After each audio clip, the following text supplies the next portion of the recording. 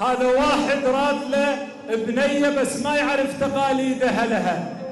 المهم لهناك مشى عليها، أهلها رفضوا صعبين جدا.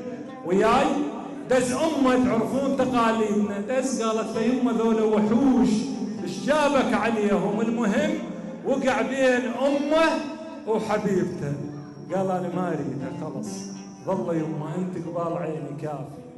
المهم البنية سوت كل ما يجون عليها خطابة ترفض.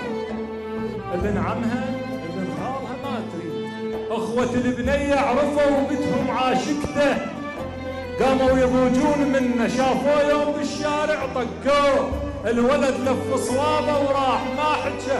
دارت السنة والبنية تنخطب وترفض، تنخطب. بعد سنة هم شافوه طقوه، بس هالمرة صوابه كبير وخطير. دخل المستشفى، جابوا البنية قالهم عمي يصير ما يصير على هذا الناس. جمع عمامه قالهم الحقوا للمستشفى.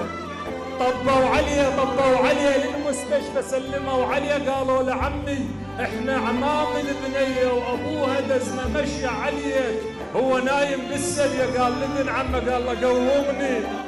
اسمع ايش قال لهم، قال لهم قلوا له ما يحتاج مشية زلم داس، طقت السنة والعام طاحن للإعزاز.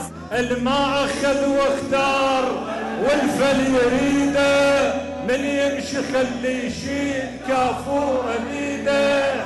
عنه ويريد يروح ما يدري بيه، من ايده فرقاسات صارت بديه.